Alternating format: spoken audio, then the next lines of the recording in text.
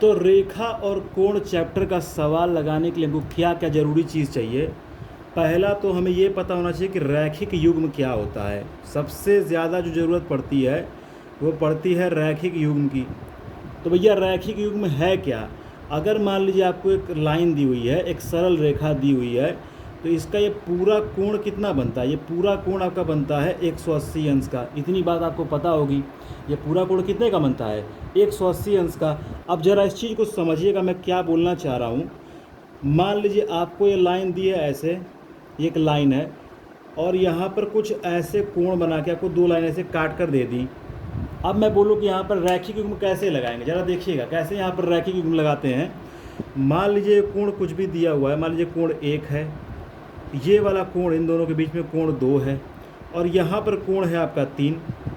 आप जानते हैं कि ये रेखा है तो ये पूरा भैया 180 अंश बनेगा। ये कोण 180 अंश है रैखिक युग्म से।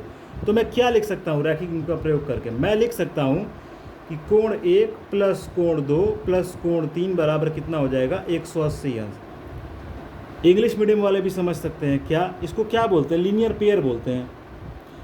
स्ट्रेट एंगल आपका कितना होता है, ये रेखीय कोण है तो 180 अंश होता है, तो यहाँ पर रैखिक युग्म लगा दिया। इसकी ज़रूरत बहुत पड़ती है आपको सवालों में। अब कुछ छोटी मोटी चीज़ें इसमें देख लीजिए कैसे आप इसको लगाते हो, इसको अप्लाई करना सीखो। मान लो आपसे ऐसे क्वेश्चन दे दिया, बहुत सारे आपको क्वेश्चन मिलेंगे, एनसीईआरटी में मिलेंगे, बहुत तरह की बुक में मिलेंगे। क्या आपको दे देगा, मान लो x डिग्री है और ये दे देगा 2x डिग्री है, ठीक। आपसे कहेगा x की वैल्यू निकालो, तो आप बोलोगे भैया 2x और x मिलकर कितना बन जाएगा, 180 अंश बनेगा। और ये बात आप कहाँ से लिख रहे हो, ये बात आप लिख रहे हो रैखिक युग्म से। ये रैखिक युग्म से आपकी बात हो गई। तो 3x इज इक्वल टू कितना हो जाएगा, 180 अंश हो जाएगा। तो x की वैल्यू कितनी आएगी, 180/3 यानी 60 डिग्री। आ तो गई आपकी x की वैल्यू 60 डिग्री। अगर आपको ये कोण दोनों निकालने हो, मान लो आपने दे दिया a, यहाँ दे दिया इस वाले पॉइंट पर b, यहाँ दे दिया c और मान लो यहाँ दे दिया d। और अगर मैं पूछूं कि बताओ कोण ABC कितना होगा, तो कोण ABC कितना मैंने है, देखो ABC जो कोण होता है जहाँ पर वो बीच में रहता है पॉइंट, देखो पॉइंट B बीच में है, तो कोण ABC कितना हो जाएगा, x माना है इसको और x की वैल्यू होगी कितनी, 60 डिग्री होगी, काम खत्म। और अब मैं ABD निकालना चाह रहा हूँ, एंगल ABD, जरा इसको ध्यान से देखो, ABD कितना हो जाएगा। ABD का मतलब क्या है, 2x है, 2x और x की वैल्यू मेरी 60 आई है, तो भैया मेरा काम हो गया। 2 × 60 कितना हो जाएगा, 120 डिग्री। तो आ गया आपका दोनों एंगल और जोड़ के देख लो, ये वाला कोण 60 डिग्री आया, ये वाला 120 डिग्री आया। 60 और 120 को जोड़ा तो पूरा कितना आ गया, पूरा 180 आ गया। तो इस तरह से रैखिक युग्म लगाते हैं, ठीक है। रैखिक युग्म में थोड़ी सी बात ये भी ध्यान देना, लाइन हमेशा सीधी सीधी थोड़ी दिखेगी। मान लो लाइन ऐसे दे दी तुमको, तो यहाँ भी ये चीज़ करना, ये पूरा एंगल 180 होता है। बस ये ध्यान रखना कहीं लाइन ऐसे ना दी हो, ऐसे मुड़ी हुई लाइन दी हुई है तो यहाँ मत कह देना कि 180 अंश होगा, ये गलत हो जाएगा। स्ट्रेट लाइन होनी चाहिए, सीधी रेखा होनी चाहिए। और दूसरा कुछ कॉन्सेप्ट और आपको पता होने चाहिए, जैसे मैं बता रहा हूँ आपको। एक कॉन्सेप्ट आप देखो, मान लो मेरे पास एक लाइन है और ये दूसरी लाइन इसको यहाँ पे कट कर दी, यहाँ पे लाइन कट करी, तो यहाँ भी कुछ एंगल्स बनते हैं जो आपस में इक्वल होते हैं, जिनका यूज़ बहुत ज़्यादा हमें करना है। फॉर एग्ज़ाम्पल यहाँ पे तुम्हारा कोण बन गया 1, तो ये कोण 1 इसके जस्ट अपोजिट वाले कोण के बराबर होगा। ये सर वाला कोण है, ये इस वाले खोपड़ी पर जो कोण है उसके सामने वाले के बराबर होगा, यानी जो कोण 1 है वो कोण 2 के बराबर होगा। और ये कहाँ से बात लिखी गई, इसको हम लोग बोलते हैं शीर्षाभिमुख कोण। कौन सा कोण बोलते हैं, शीर्षाभिमुख कोण बोलते हैं। आ रही बात समझ में, vertically opposite angle, English medium वाले अगर होंगे तो। और यहाँ देखो ये कोण बना यहाँ पर 3, इस वाले खोपड़ी पर, इसके जस्ट अपोजिट वाला इसके सामने जो कोण होगा 4, वो इसके बराबर होगा। ये चीज़ सवाल में देखते आनी चाहिए। तो कोण 3 कोण 4 के बराबर हो जाएगा। ये बात भी मैंने कहाँ से लिखी, ये बात भी लिखी है शीर्षाभिमुख कोण से, वर्टिकली अपोजिट एंगल शीर्षाभिमुख कोण।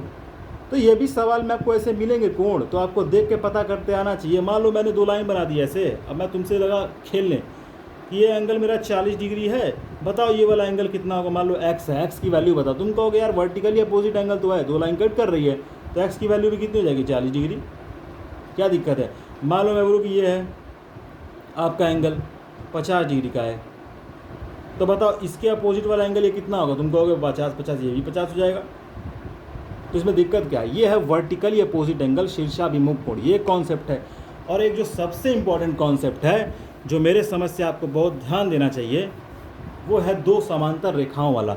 अगर मेरे पास दो समांतर रेखा है, बहुत ध्यान से देखना, अगर मेरे पास दो समांतर रेखाएं हैं और उसको एक तिर्यक रेखा, एक तिरछी रेखा ऐसे काट रही है, तो कौन कौन सा एंगल हमें लेने हैं, कौन कौन सा एंगल बराबर होते हैं, इसका ध्यान रखना बहुत ज़रूरी है। मान लो मैंने बताया यहाँ पर एक एंगल आपको दिया है 1, ये एंगल 1 है। देखो कहाँ पे बना रहा हूँ, इसको ध्यान देना, इस कोने पर बना रहा हूँ 1, तो ये 1:2 के बराबर होगा। मैं ब्लू पेन का यूज़ कर लेता हूँ अगर नहीं दिख रहा है तो। ये वाला 1 एंगल ये 2 के बराबर होगा। एंगल 1 बराबर एंगल 2, इसको हम लोग बोलते हैं एकांतर कोण, एकांतर कोण बोलते हैं। और शुद्ध भाषा में लिखो तो इसको बोलते हैं अंतः एकांतर कोण। क्या बोलते हैं? अंतः एकांतर कोण। कोण 1 बराबर कोण 2 हो गया। बात समझ में आ रही है? मान लो मैंने यहाँ पर कोण 3 मान लिया, तो ये कोण 3 इस कोण 4 के बराबर होगा मेरे भाई। तो कोण 3 बराबर कितना हो जाएगा? कोण 4 हो जाएगा। बड़े ध्यान से देखना, इसको भी हम लोग क्या बोलते हैं? अंतः एकांतर कोण। क्या बोलते हैं? अंतः एकांतर कोण। एक और बात मैं तुरंत बता दे रहा हूँ, उसको ध्यान से देखना। ये कोण 1 और कोण 4 जो अंदर वाले कोण हैं, इनको जोड़ दोगे तो ये कितना बन जाएगा? 180 अंश बन जाएगा। मेरी बात समझ में आ रही कि नहीं आ रही? कोण 3 और इधर वाला कोण इसी साइड वाला लेते हैं, कोण 2 भी जुड़ के कितना बन जाएगा? 180 अंश बन जाएगा। क्या ये बात समझ में आ रही है? इन रिलेशंस को ज़रा ध्यान से समझिएगा मेरे भाई, बहुत ध्यान से समझिएगा। और एक बात देखिए, मान लो मैंने यहाँ पे बनाया कोण 5, तो मैं क्या बोल रहा हूँ? कोण 5 जो है वो कोण 2 के बराबर होगा। कोण 5 इस कोण 2 के बराबर होगा। इनको हम लोग बोलते हैं संगत कोण, कोरेस्पॉन्डिंग एंगल्स, इनको बोलते हैं संगत कोण। उसी तरह ये कोण 3 है, यहाँ पर मान लो कोण 6 है नीचे वाला, ये कोण 3 कोण 6 के बराबर हो जाएगा। कोण 3 कोण 6 के बराबर होगा। इसको भी हम लोग क्या बोलते हैं? संगत कोण बोलते हैं। क्या बोलते हैं? संगत कोण बोलते हैं। आ रही है बात समझ में? अब मान लो, अब देखो यहाँ से 4 और 6 बराबर होंगे? कहोगे बिल्कुल सर, 4 बराबर कोण 6 हो जाएगा। 4 बराबर 6 हो जाएगा। कहाँ से बोला? कहाँ से बोला? जल्दी बताओ। यह शीर्षाभिमुख कोण है, ये शीर्षाभिमुख कोण है। कोई भी कॉन्सेप्ट छूटेगा नहीं। ये सारे कॉन्सेप्ट आपको सवाल लगाने में मदद करेंगे। और कौन सा मैं कोण ले लूँ? यहाँ पे मैं कोण 7 मानता हूँ इसको, ये कोण 7 है। कोण 7 बराबर कोण 3 हो जाएगा। बताओ कहाँ से लिखा? ये भी क्या है? ये भी आपका शीर्षाभिमुख कोण है। क्या है? शीर्षाभिमुख कोण है। आ रही है बात समझ में कि नहीं? कोण 7 कोण 4 के बराबर होगा। लिखो लिखो लिखो बेवकूफ़ों, कोण 7 बराबर कोण 4 होगा। ये भी क्या है? इसको भी बोलते हैं संगत कोण। सारे कोण मैं लिख दूंगा, कोई दिक्कत नहीं होगी। ये कोण 1 देखो, इस कोण 8 के बराबर हो जाएगा।